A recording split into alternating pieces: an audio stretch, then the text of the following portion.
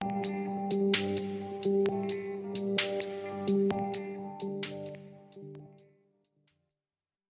Students, welcome you all in our Periwinkle 555 YouTube channel. तो आज हम बात करने वाले हैं क्लास 10th के साइंस पेपर 2 के लेसन नंबर 7 के बारे में, that is introduction to microbiology. तो इस लेसन में हमने अपनी पिछली वीडियो में ज़ैंथन गम के बारे में डिस्कस किया। ज़ैंथन गम कैसे तैयार होता है, ज़ैंथन गम के यूजेस क्या क्या है, उसके बारे में हमने जानकारी ली। तो चलिए इस वीडियो में हम उसके आगे का टॉपिक डिस्कस करेंगे, that is our next topic is antibiotics. So textbook page number 82, topic is antibiotics. अभी एंटीबायोटिक्स का क्या यूज़ है और किस तरह से ये एंटीबायोटिक्स बनते हैं, चलिए देखते हैं। So many diseases of human and the other animals have been controlled due to the antibiotics obtained from different types of bacteria and fungi।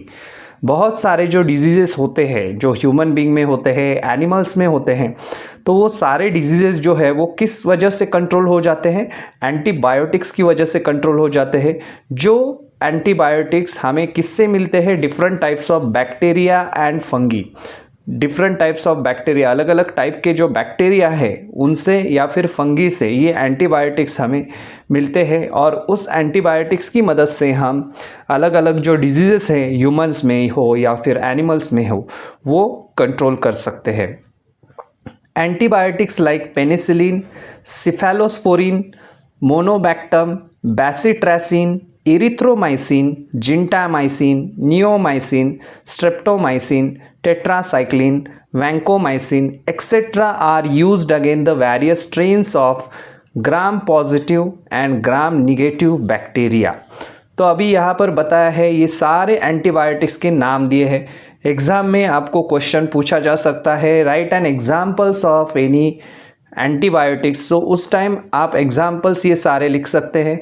उसमें पेनिसिलिन का एग्जाम्पल दिया है, सिफेलोस्पोरिन का एग्जाम्पल दिया है, then monobactam, then bacitracin, erythromycin, gentamicin, neomycin, streptomycin, tetracycline and vancomycin. तो ये सारे जो एग्जाम्पल है, ये सारे क्या है? एंटीबायोटिक्स के एग्जाम्पल है। तो ये किसके अगेंस्ट यूज़ होते हैं? तो वेरियस स्ट्रेन्स यानी कि क्या? वैरायटी जो है या फिर टाइप्स। सो अलग अलग टाइप के जो gram positive and gram negative bacteria हैं, तो उनके अगेंस्ट ये एंटीबायोटिक्स यूज़ होते हैं। अभी चलिए देखते हैं next line, rifamycin is effective against the tuberculosis. अभी बोर्ड के लिए ये बहुत बार क्वेश्चन पूछा जाता है as a MCQ, dash is the effective against the tuberculosis. तो आपको वहाँ पे लिखना है रिफामाइसिन, तो ये नाम आपको याद रखना है। Rifamycin is effective against the tuberculosis. Tuberculosis के बारे में रिफामाइसिन जो है वो बहुत इम्पॉर्टेंट है, इफ़ेक्टिव है। चलिए देखते हैं next point, that is microbes and fuels. So microbes and fuels, उनका क्या संबंध है? किस तरह से हमें फ्यूल्स बनाने में माइक्रोब्स का इस्तेमाल होता है, चलिए देखते हैं। तो इसके ऊपर भी आपको एग्ज़ाम में 3 मार्क्स के लिए क्वेश्चन पूछा जाता है माइक्रोब्स एंड फ्यूल्स के बारे में, या फिर नोट के लिए क्वेश्चन आ सकता है। तो यहाँ पर जो 3 पॉइंट दिए हैं वो आपको लिखने हैं। पहले कौन से फॉर्म में? गैसियस फ्यूल के बारे में बात की है। सो गैसियस फ्यूल में कौन कौन से फ्यूल आते हैं? Methane can be obtain by the microbial, anaerobic decomposition of the urban agriculture and industrial waste. तो उन्होंने क्या बताया है? मीथेन नाम का जो गैस है वो किससे ऑब्टेन होता है? Microbial anaerobic decomposition. जैसे हम देखते हैं कि विलेज एरिया में मीथेन गैस जो है, मीथेन गैस का प्रोडक्शन ज़्यादा होता है, तो मीथेन गैस का यूज़ किया जाता है as a fuel, gaseous fuel करके। सो अर्बन एग्रीकल्चर, जो एग्रीकल्चर में से जो वेस्ट मटेरियल निकलता है या फिर इंडस्ट्रियल वेस्ट मटेरियल निकलता है, तो उसका इस्तेमाल करके, उसका डिकम्पोजिशन करके with the help of the microbes, anaerobic microbes की मदद से उसका डिकम्पोजिशन किया जाता है, और उसमें से ये जो है वो मीथेन नाम का जो गैस है वो तैयार होता है, जो कि हम एज अ फ्यूल इस्तेमाल कर सकते हैं। नेक्स्ट जो है that is ethanol. Ethanol and alcohol is a clean smokeless fuel obtained during the fermentation of molasses by the yeast saccharomyces. अभी ये आपको ध्यान में रखना है, इथेनॉल जो है ये एक प्रकार का क्या है, अल्कोहल है, अल्कोहल का ही एक टाइप है इथेनॉल। तो ये लेकिन क्लीन एंड स्मोकलेस फ्यूल है। अगर ये बर्न करते हैं हम तो इसमें से धुआं नहीं निकलता, बिल्कुल क्लीन फ्यूल है। ऑब्टेन ड्यूरिंग द फर्मेंटेशन, ये कब ऑब्टेन होता है, फर्मेंटेशन के वक्त। Molasses by the yeast saccharomyces, yeast जो है सैक्रोमाइसिस नाम का जो यीस्ट है उसका इस्तेमाल करके फर्मेंटेशन की जब प्रोसेस की जाती है, मोलासिस जब फॉर्म होता है, मोलासिस यानी कि जब गन्ना जो रहता है फैक्ट्री में जाता है, गन्ने का जूस निकालकर उससे जो शुगर बन जाती है, तो शुगर बनती है तो साइड बाय साइड जो मोलासिस जो है वो उस प्रोसेस में तैयार भी हो जाता है। तो वो मोलासिस जो है तो उसको फर्मेंट किया जाता है with the help of the yeast. Yeast का नाम याद रखना है आपको, दैट इज सैक्रोमाइसिस नाम का जो यीस्ट है उसकी हेल्प से ये मोलासिस का फर्मेंटेशन किया जाता है और उससे हमें क्लीन और स्मोकलेस गैस देने वाला ऐसे इथेनॉल जो है ये प्रोडक्ट मिल जाता है। चलिए देखते हैं next. Hydrogen gas is considered to be the fuel of future. Hydrogen को क्या कहा है, फ्यूचर का फ्यूल कहा है। फ्यूचर के टाइम पीरियड में, आने वाले टाइम पीरियड में हाइड्रोजन का इस्तेमाल हो सकता है as a fuel. Hydrogen gas is releasing during the biophotolysis of water in which bacteria perform the photo reduction. तो ये जो हाइड्रोजन गैस है कौन से प्रोसेस में रिलीज होता है, तो बायोफोटोलाइसिस। फोटोलाइसिस, फोटो यानी कि क्या, लाइट, लाइसिस उसका ब्रेकडाउन जब होता है ऑफ वाटर, बायोफोटोलाइसिस। लेकिन किसका हो रहा है ये बायोफोटोलाइसिस, वाटर का हो रहा है। In which bacteria perform the photo reduction. इसमें क्या होता है, बैक्टीरिया का रोल इंपॉर्टेंट है। बैक्टीरिया क्या करते हैं, फोटो रिडक्शन करते हैं, मतलब लाइट का रिडक्शन करते हैं। इस वजह से ये जो हाइड्रोजन गैस रिलीज होता है, तो ये हाइड्रोजन गैस इंपॉर्टेंट है एज अ फ्यूल करके उन्होंने यहाँ पर बताया है। सो इस तरह से ये माइक्रोव जो है एज अ फ्यूल करके हमें इस्तेमाल हम उनका कर सकते हैं। माइक्रोव्स की हेल्प से हम अलग अलग टाइप के जो फ्यूल है वो तैयार कर सकते हैं। नेक्स्ट यहाँ पर बताया, similar to the fuel various industrial chemicals are also produce through the microbial processes. Fuel के जैसे ही अलग अलग इंडस्ट्रियल केमिकल जो है वो भी प्रोड्यूस हो जाते हैं माइक्रोबायल प्रोसेसेस से। एग्जाम्पल वेरियस अल्कोहल, अलग अलग टाइप के अल्कोहल, जैसे हमने अभी यहाँ पर देखा इथेनॉल, तो ऐसे ही अलग टाइप के अल्कोहल्स भी तैयार हो जाते हैं इंडस्ट्रीज़ में। एसीटोन भी तैयार हो जाते हैं, organic acid, fatty acid, polysaccharide that are useful as a raw material in the chemical industry. और इनका ये जो सारे प्रोडक्ट है, अल्कोहल है, एसीटोन है, organic acid, fatty acid, polysaccharide, तो इनका as a raw material chemical industry में बहुत यूज़ है। तो ये किससे बनते हैं, तो ये सब जो है वो केमिकल प्रोसेस जो है इंडस्ट्री में की जाती है माइक्रोब्स की मदद से, तो उनसे ही ये सारे प्रोडक्ट्स बनते हैं।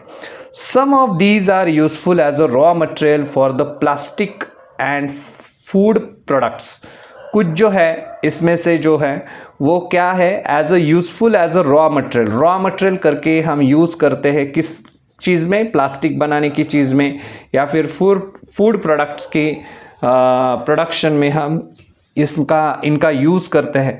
तो यहाँ पर ये भी आप ऐड कर सकते हैं कि अदर देन दिस, ये जो है हमने देखे एज अ फ्यूल, लेकिन अदर देन दिस माइक्रोब्स की हेल्प से इंडस्ट्रियल लेवल पर कौन कौन से जो रॉ मटेरियल है वो तैयार किए जाते हैं।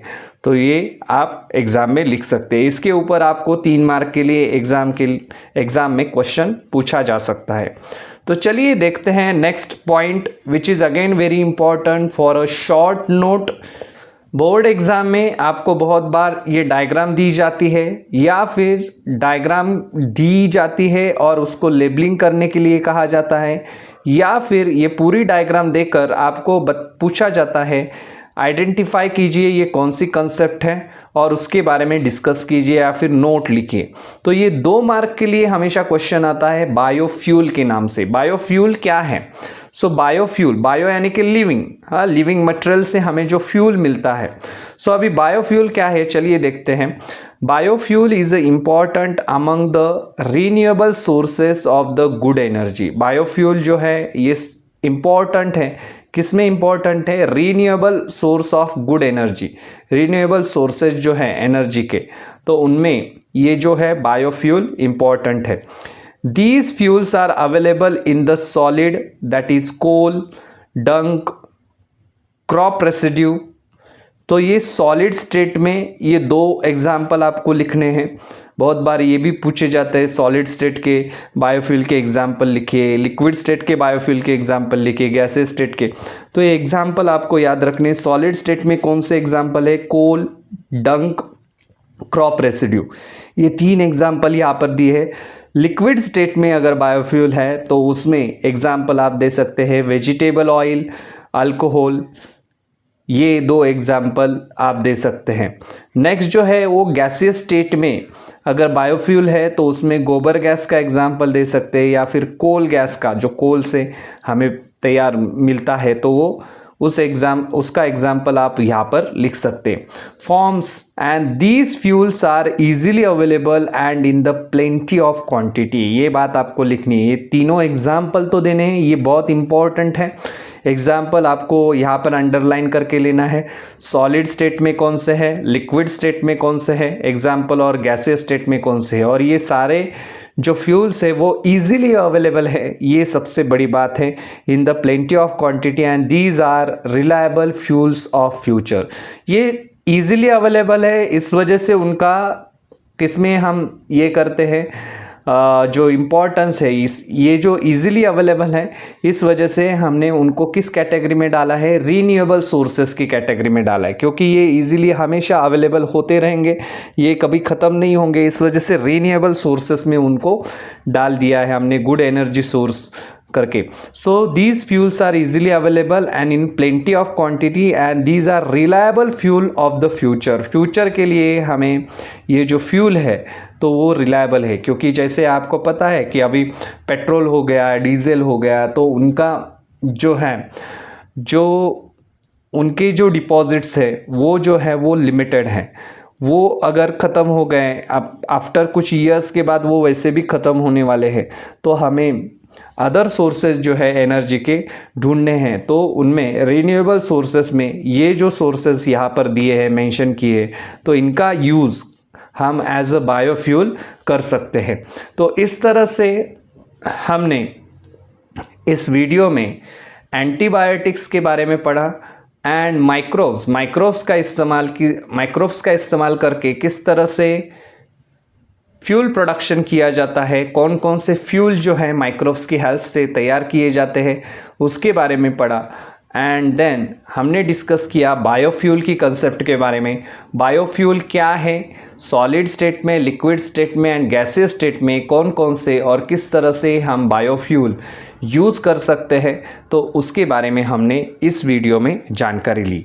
तो चलिए मिलते हैं अपने नेक्स्ट वीडियो में, तब तक के लिए चैनल को देखते रहिए, सीखते रहिए, और अगर हमारे चैनल पर आप पहली बार आए हैं तो चैनल को सब्सक्राइब कीजिए और बेल आइकॉन को प्रेस करना ना भूलें। धन्यवाद।